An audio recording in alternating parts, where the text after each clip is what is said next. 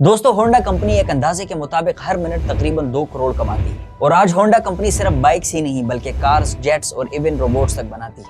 But surprisingly उस company की शुरुआत एक ऐसे गरीब लड़के ने की जिसके पास बचपन में चलाने के लिए साइकिल तक नहीं थी। गुर्बत से बिलियनियर तक कहानी 1906 में शुरू हुई जब जापान के एक छोटे से टाउन में सुचेरा होंडो पैदा हुए। उनके वालिद पेशे के लिहाज से लोहार थे लेकिन साइकिल रिपेयरिंग का काम भी करते थे और मदर सलाई का काम करती थी। ये इतने गरीब थे कि बचपन में सुचेरो के 5 बहन भाई बेसिक मेडिकल केयर ना होने की वजह से मर गए। उस गुर्बत से निकलने का वाहिद सोल्यूशन ये था कि सुचेरो पढ़ लिख कर किसी अच्छी जगह जॉब करे।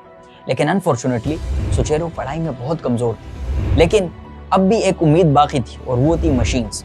बचपन में सुचेरो अपने दादा के साथ राइस मिल जाया करता था। मिल की खास बात ये थी कि वहाँ पेट्रोल से चलने वाली मोटर काम करती थी जो उस टाइम बहुत नायाब थी। मोटर की आवाज, उससे निकलने वाला धुआं और पेट्रोल की महक उसे बहुत फैसिनेटिंग लगती थी और उस मोटर को देखकर उसमें मोटरों और मशीनों का शौक पैदा हुआ। 11 साल की उम्र में सुचेरो के साथ कुछ ऐसा हुआ जिसने उसके जज्बे को जिंदगी बदलने वाली डायरेक्शन दी। जिंदगी में पहली बार उसने गाड़ी देखी थी। सुचेरो इस कार से पूरी तरह मेस्मराइज्ड हो गई। जैसे ही उसने वो गाड़ी देखी बगैर सोचे समझे उसके पीछे लग गए। जब गाड़ी कुछ फासले पर रुकी तो उसके नीचे से थोड़ा सा पेट्रोल लीक हो गया। उसने पेट्रोल को स्मेल किया और अपने हाथों में लगा लिया और उस वक्त उसने फैसला किया कि एक दिन वो खुद अपनी एक कार बनाएंगे। ईयर 1922 में सुचेरो ने मैगजीन में एक एड देखा। टोक्यो में आर्ट शोकाई के नाम से एक गैराज था जो वर्कर्स ढूंढ रहा था। उन दिनों गैराज में कार रिपेयर्स करना सुचेरो का ड्रीम जॉब था। इसलिए बगैर कोई टाइम जाया किए सुचेरो ने जॉब के लिए अप्लाई कर दिया और खुशकिस्मती से उनको हायर कर लिया गया।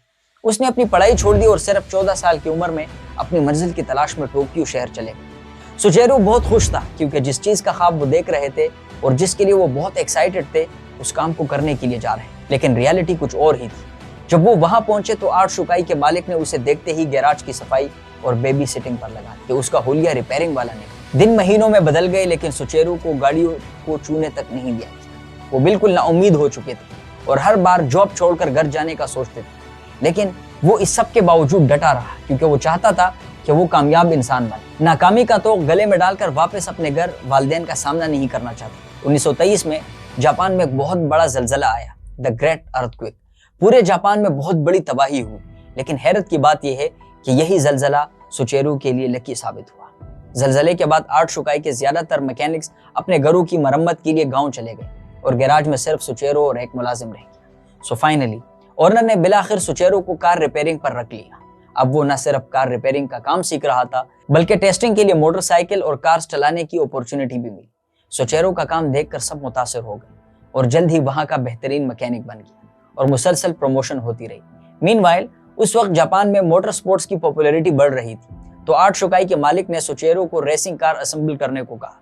सुचेरो ने अमेरिकन बाइप्लेन का सेकंड हैंड इंजन लिया और मिचेल नामी अमेरिकन कार की बॉडी यूज करके रेसिंग कार को असेंबल कर लिया। 1924 की जापानीज मोटर कार चैंपियनशिप में उस कार ने पार्टिसिपेट किया और फर्स्ट पोजीशन हासिल कर और उस रेस में सुचेरो ने अकम्पनिंग इंजीनियर का रोल निभाया। सुचेरो के लिए एक स्पेशल एक्सपीरियंस था और उसके बाद मोटर स्पोर्ट्स सुचेरो का नया जुनून बन गया। लेकिन उन्हें पता नहीं था कि आगे चलकर ये जुनून उनके लिए लाइफ थ्रेट साबित होगा। 1928 में आर्ट शुकाई ने सुचेरो के शहर हमामात्सु में एक ब्रांच खोलने का फैसला किया और सुचेरो को पार्टनरशिप बेसिस पर गैराज का इंचार्ज बना। वही सुचेरो जिसे चंद साल पहले गाड़ियों को हाथ लगाने की भी इजाजत नहीं थी। सबको लगता था कि सुचेरो की शॉप कामयाब होगी लेकिन हुआ उसके बिल्कुल ऑपोजिट। ये शॉप बहुत बुरी तरह फेल हो गई। सुचेरो सिर्फ 21 साल के थे और कोई भी कस्टमर्स अपनी गाड़ी की जिम्मेदारी इतने यंग लड़के को नहीं देना चाहते। जब 1931 में सुचेरो 25 साल के हो गए तो वो हर महीने 1000 येन का प्रॉफिट कमा रहे थे और 50 लोगों की टीम भी बना ली थी। इस दौरान होंडा ने न सिर्फ रेस कार्स को असेंबल करना शुरू किया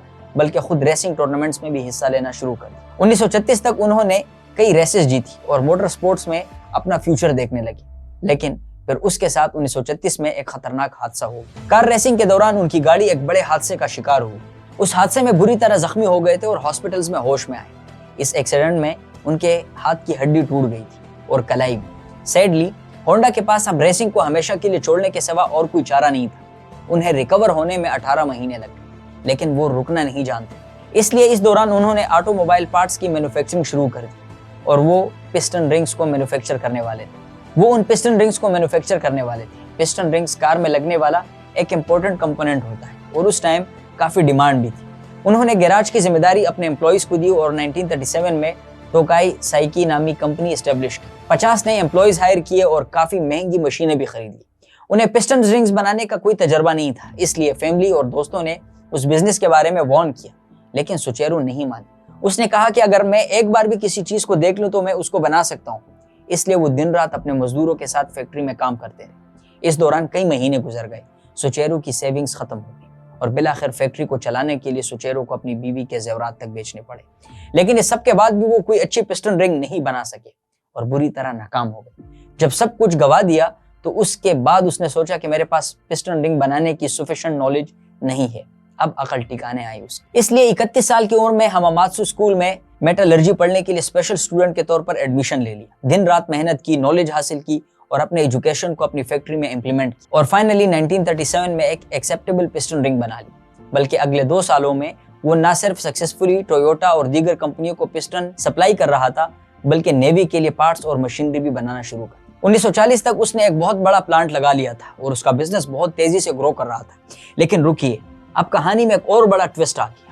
یہ سیکنڈ ورلڈ وار کا زمانہ تھا اور جاپان اور امریکہ ایک دوسرے سے جنگ لڑ رہے تھے۔ جنگ کے دوران ایک دن امریکن لڑاکا طیاروں نے بمباری کی اور سوچیرو کے پلانٹ کو تباہ کر دیا۔ وہ اس سے ابھی ریکور ہی کر رہے تھے کہ 1945 میں ہماماتسو کے علاقے میں ایک بہت بڑا زلزلہ آیا اور اس کا پلانٹ دوبارہ سے تباہ ہو جاتا ہے۔ جنگ کے بعد سوچیرو کی سالوں کی محنت، اس کا ملک دونوں ہی برباد ہو گئے تھے۔ وہ واپس صفر پر آ گیا تھا۔ سوچیرو نے اپنی کمپنی کے بقیہ ایسٹس 4.5 ین میں بیچ دیے اور کام سے وقفہ لے گیا۔ اس دوران اسے جاپانی فوج کا جنریٹر ملا جس سے فوج وائرلیس ریڈیو چلاتی تھی۔ انجن کو دیکھنے کے بعد سوچیرو کو ایک آئیڈیا آیا۔ اس نے آج کی ہونڈا کمپنی کی بنیاد رکھی۔ دراصل جنگ کے بعد فیول کی شدید قلت پیدا ہو گئی تھی جس کی وجہ سے اس کی قیمت کافی بڑھ گئی تھی، اس لیے زیادہ تر لوگوں کو ہر جگہ سائیکل پر سفر کرنا پڑتا تھا۔ سوچیرو کا خیال اسی سائیکل کو موٹرائز کرنے کا تھا۔ اس کام کے لیے انہوں نے 1946 میں ہونڈا ٹیکنیکل ریسرچ انسٹیٹیوٹ کا آغاز کیا اور اپنی ٹیکنیکس کا استعمال کرتے ہوئے اس نے اس فوجی انجن کو موڈیفائی کیا اور اسے سائیکلوں میں فٹ کر دیا۔ وہ ایک انسٹنٹ سکسیس بھی بن گئی، لیکن 2 پرابلمز تھے۔ سب سے پہلے اس کے پاس صرف 500 فوجی انجن باقی تھے، لیکن ڈیمانڈ بہت زیادہ تھی۔ دوسرا، فوجی انجن بھی پیٹرول پر چلتے تھے اور پیٹرول بہت مہنگا تھا۔ ان مسائل کو حل کرنے کے لیے سوچیرو نے اپنا انجن خود ڈیزائن کیا اور اس کا استعمال کرتے ہوئے موٹر سائیکلیں بنانا شروع کر۔ ان موٹر سائیکلوں کی خاص بات یہ تھی کہ انہیں چلانے کے لیے 100% پیٹرول کی ضرورت نہیں تھی۔ پائن کے درخت کی جڑوں سے بنی رال اور پیٹرول کو ملا کر جو ایندھن بنایا گیا اس سے بھی یہ موٹر سائیکلیں چل سکتی تھی۔ یہی وجہ تھی کہ سوچیرو کی موٹر سائیکل گرم کیک کی طرح فروخت ہوئی۔ اس کامیابی کے بعد سوچیرو نے پراپر موٹر سائیکل بنانے کا خواب دیکھا اور اس مقصد کے لیے اس نے ہونڈا موٹر کمپنی اسٹیبلش کی اور صرف 1 سال بعد 1949 میں اس نے اپنی پہلی مکمل موٹر سائیکل بنائی۔ اس نے اس کا نام ڈریم رکھا، لیکن بدقسمتی سے یہ موٹر سائیکل مارکیٹ میں ناکام ہو گئی۔ ڈریم موٹر سائیکل کی سپیڈ اور سٹائل دونوں بہت اچھے تھے، لیکن یہ بھاری اور مہنگا بھی تھا، جس کی وجہ سے یہ عام جاپانی لوگوں کے لیے سوٹیبل نہیں تھا۔ اس ناکامی کے بعد سوچیرو نے مڈل کلاس لوگوں کے لیے ایک بہترین موٹر سائیکل بنانے کا فیصلہ کیا۔ سب سے بڑا مسئلہ یہ تھا کہ جو انجن زیادہ طاقت پیدا کرتے تھے وہ بہت بڑے اور بھاری تھے، جس کی وجہ سے پوری موٹر سائیکل بھاری ہو گئی۔ 1952 میں سوچیرو نے کب نام کا ایک انجن ڈیزائن کیا جو سائز میں بہت چھوٹا تھا لیکن بہت طاقتور تھا۔ اس دور کے لحاظ سے ایک بہت بڑی کامیابی تھی۔ اس کی وجہ سے انہیں جاپان کا بلو ریبن ایوارڈ بھی ملا۔ انجن بن گیا اور اب موٹر سائیکل بنانے کا وقت ہے۔ اس نے پوری دنیا کا سفر کیا، بہت سے ماہرین سے ملاقات کی اور موٹر سائیکل کے ڈیزائن کو گہرائی سے سمجھا اور آخرکار 1958 میں اس نے اپنا انقلابی 2 ویلر سپر کب لانچ کیا۔ سپر کب ایک سستی اور انتہائی ایفیکٹو موٹر سائیکل تھی۔ اس کی سب سے بڑی خصوصیت یہ تھی کہ کوئی بھی اسے چلا سکتا تھا۔ تو لانچ ہونے کے فوراً بعد اس نے جاپان میں کمپٹیشن کو انسٹنٹلی ختم کر دیا۔ 1960 کی دہائی میں ہونڈا جاپانی مارکیٹ میں نمبر 1 بن چکی تھی۔ اس کے ساتھ ساتھ وہ ہر سال لاکھوں موٹر سائیکلیں قریبی ممالک کو ایکسپورٹ کر رہے تھے، لیکن دنیا کی سب سے بڑی منڈی پر ابھی قبضہ ہونا باقی تھا اور وہ بازار امریکہ تھا۔ اس وقت امریکہ میں موٹر سائیکلوں کی شہرت بہت خراب تھی۔ وہاں کے لوگوں کا خیال تھا کہ موٹر سائیکل صرف کرمنلز اور بائکر گینگ استعمال کرتے ہیں۔ اس پرسیپشن کو چینج کرنے کے لیے انہوں نے اپنی موٹر سائیکل کی ایڈورٹائزمنٹ کے لیے ٹائم لائف اور لک جیسے نامور اور مقبول کمپنیز کا استعمال کیا، لیکن انہوں نے بہت ہوشیاری سے کسی اشتہار میں موٹر سائیکل کا لفظ استعمال نہیں کیا۔ ہونڈا چاہتی تھی کہ امریکہ کے مہذب لوگ ان کی موٹر سائیکلوں کو قبول کریں، اس لیے انہوں نے اپنے اشتہارات کی ٹیگ لائن کو حکمت عملی کے ساتھ منتخب کیا۔ ان کی ٹیگ لائن تھی "You meet the nicest people on a Honda"۔ انہوں نے اس اشتہار میں عام لوگوں جیسے گھریلو خواتین، کام کرنے والے پیشہ ور افراد اور ہونڈا چلانے والے طلبہ کو دکھایا۔ مارکیٹنگ کی یہ اسٹریٹجی اتنی کامیاب رہی کہ 1968 تک ہونڈا نے امریکہ میں 10 لاکھ موٹر سائیکلیں فروخت اور 1973 تک اس نے اپنے مارکیٹ شیئر کا 43% قبضہ کر لیا۔ وہ ایک ایک کر کے نئے اور بہتر ماڈلز لانچ کر رہے تھے اور 1960 کی دہائی میں ہی وہ دنیا کا سب سے بڑا موٹر سائیکل برانڈ بن گیا تھا۔ لیکن سوچیرو کا بچپن کا خواب اب بھی ادھورا تھا، اب اسے پورا کرنے کا وقت تھا، اپنی کاریں خود بنانے کے لیے۔ 1960 کی دہائی میں جاپان میں ٹویوٹا، نسان اور سوزوکی جیسی کمپنیاں پہلے سے ہی کاروں کی مارکیٹ پر راج کر رہی تھی۔ مقابلہ بہت سخت تھا، اس لیے سب نے سوچیرو کو کار مینوفیکچرنگ میں داخل ہونے سے روک دیا۔ لیکن سوچیرو پہلے ہی فیصلہ کر چکے تھے، بڑے پیمانے پر وقت اور پیسہ لگا کر 1963 میں اپنا پہلا 4 ویلر لانچ کیا۔ لیکن اس کا پہلا 4 ویلر کار نہیں تھا، یہ T360 نامی پک اپ ٹرک تھا۔ بدقسمتی سے یہ ٹرک ایک تجارتی ناکامی تھی۔ ہونڈا کی شروعات اچھی نہیں تھی، لیکن ہمیشہ کی طرح کبھی ہمت نہیں ہاری۔ اسے موٹر سائیکل مارکیٹ میں کامیابی اس وقت ملی جب اس نے ایک عام آدمی کے لیے موٹر سائیکل بنائی۔ اسی طرح 1967 میں ایک عام جاپانی خاندان کے لیے اس نے ہونڈا N360 لانچ کیا، جو ایک لگژریس گاڑی تھی۔ N360 اپنے حریفوں سے تقریباً 25% سستا تھا، اسی لیے جیسے ہی اسے لانچ کیا گیا اس نے جاپانی مارکیٹ میں خلل ڈالی۔ جاپان میں کامیابی حاصل کی تھی، لیکن پھر بھی اپنے 4 ویلر سے عالمی سطح پر امپیکٹ ڈالنا تھا۔ 1970 کی دہائی میں ہونڈا نے ایک بہت بڑا موقع دیکھا۔ اس وقت پوری دنیا تیل کے بحران کی زد میں تھی، جس کی وجہ سے ایندھن بہت مہنگا تھا۔ اس کے ساتھ ساتھ امریکن حکومت آٹو موبائل کی وجہ سے امریکہ میں ہونے والی آلودگی کے بارے میں بہت فکر مند تھی۔ اس کی وجہ سے کلین ایئر ایکٹ کے ذریعے انہوں نے آٹو موبائل کمپنیوں پر سخت ضابطے لگائے۔ اس کا مطلب ہے کہ اب انہیں کاروبار کرنے کے لیے اپنے انجنوں کو اس طرح موڈیفائی کرنا پڑا کہ اس سے پولوشن کم ہو۔ اس ریگولیشن کے بعد تمام کار کمپنیوں نے وکلاء کی خدمات حاصل کی اور امریکی حکومت کے خلاف مقدمات دائر کر دی۔ لیکن دوسری طرف ہونڈا نے وکلاء کے بجائے بہتر انجینئرز کی خدمات حاصل کی اور اپنے انجن کو بہتر بنانے پر کام شروع کر دیا۔ اگلے چند سالوں میں ہونڈا نے مختصر CVC انجن میں compound vortex control combustion engine launch کیا۔ آٹو موبائل انڈسٹری میں it was a major break through.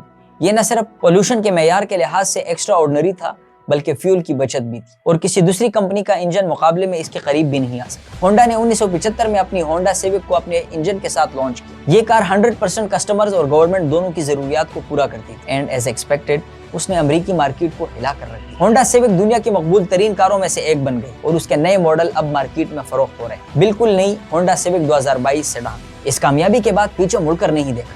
اس کے بعد ہونڈا نے ہونڈا ایکارڈ اور ہونڈا سٹی جیسے ماڈلز لانچ کیے، جس نے اپ سکیلز کسٹمرز کو بھی سکسیسفلی ٹارگٹ کیا۔